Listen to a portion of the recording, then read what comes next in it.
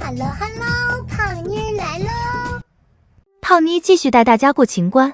剧中很多小人物的戏份虽然不多，但也特别有意义。比如说永寿宫的宫女绯闻，不知道小主们对这个人物有没有印象？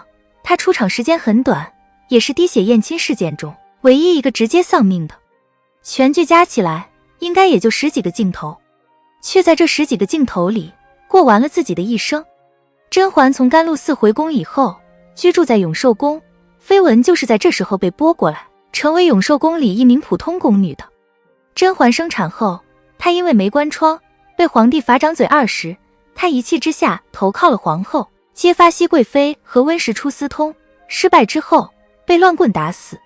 看完只觉得宫女的一生很可悲，但后来胖妮发现她的悲惨结局不是因为地位低下。如果把后宫看作职场的话，绯闻最后被开除是因为她踩了太多不该踩的坑。绯闻第一次给人留下印象是甄嬛产下双生子后忽然打了个冷战，皇上立即问甄嬛是不是觉得冷。锦汐检查了一遍寝殿，然后吩咐绯闻赶紧把窗子关上，熹妃娘娘刚生产完，怎么能开窗子呢？按常规的逻辑，领导发话让关窗子，关了就得了。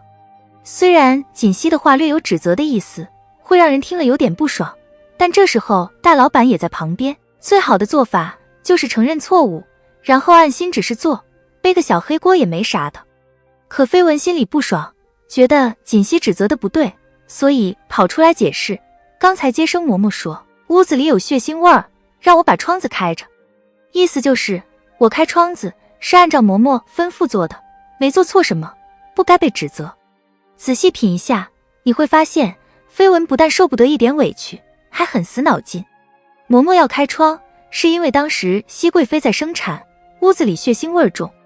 现在情况变了，熹贵妃觉得冷，可不得关窗吗？总不能嬷嬷说开窗，把人冻死了也不关，还觉得自己有理。但是绯闻不这么想，她只觉得委屈，明明嬷嬷刚才说要开窗子，你现在又指责我没关窗，这不是欺负人吗？所以她要跑出来委屈巴巴的解释。她只听到指责，没有听出来锦汐的主要意思是让她赶紧关窗。难怪皇上那么生气，指责她做不好事情还顶嘴，并且要她掌嘴20。没办法不生气啊，这么件小事儿，正常人都能理解，可绯闻不理解，也不管现在什么事情最要紧，只顾着解释自己的委屈。往小了说是受不得委屈，往大了说是格局太小，抓不住重点。现在整个后宫熹贵妃的健康最重要，它就是公司最大的项目，每个人都得保证这个项目不受影响。可绯闻倒好，项目不项目的我不管，你们冤枉我就是不行，我不能平白受委屈。不过就是一句捎带指责的话而已，哪里算得上是什么委屈呢？对于掌嘴20的惩罚，绯闻也不理解，他跟小允子争辩，皇上心疼娘娘，也不能拿奴才出气啊。在他看来，皇上罚他是拿他出气，因为在他的逻辑里，他不过就是没关窗子，而开窗子是嬷嬷吩咐的，他什么都没有做错啊，皇上却罚他，可不是拿他出气吗？至始至终，他都不知道自己到底错在哪，不管是锦汐的指责，还是皇上的惩罚，他都觉得是领导混蛋，只会耍威风。正是因为这样的认知，后来才被皇后利用。皇后看到他被罚，就让简秋跟他套近乎。他去内务府领月例银子，简秋跟他一起去。他们怎么套近乎的，电视剧里没有讲，但想象一下就知道了。估计简秋会问绯闻为什么挨打，得到答案以后，又在旁边煽风点火几句。熹贵妃也太过分了，这么点小事儿，你又没做错，怎么能罚你呢？绯闻估计觉得遇到知己了，就把自己的委屈倾诉了出来。如果他和简秋说话时不表现得很委屈，对惩罚很不服，简秋也不可能说动他，让他揭发熹贵妃。这是他犯的第2个错。被惩罚了，就和其他部门的人倾诉，表达对领导的不满，而且这个其他的部门还是自己领导的竞争对手。就算不被对方利用，这个行为也是大忌，万一传到领导耳朵里，自己的忠心都要被打折扣，其他同事也会退避三舍，觉得你这人负能量太多太可怕。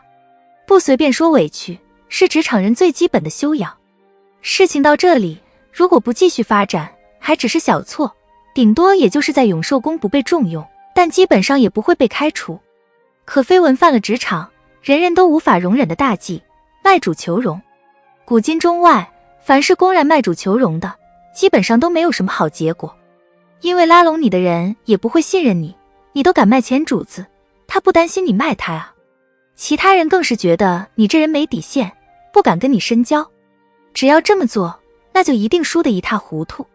可绯闻这么做了，而且从齐嫔和皇后对待他的态度来看，他应该就是纯粹卖主，也没求到荣。就是别人说动他了，说你领导不好，你把他拉下马，然后你离开永寿宫，到其他宫当宫女。因为从开窗子事件可以看出来，他是真的觉得委屈，觉得自己被冤枉了。既然现在有机会报仇，那当然要报。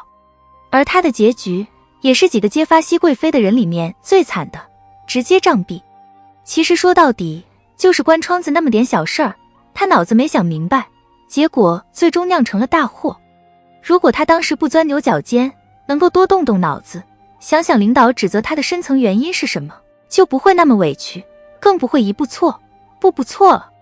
一个人不管做了什么，都觉得自己没错，是别人的错，本身就是一件很危险的事情。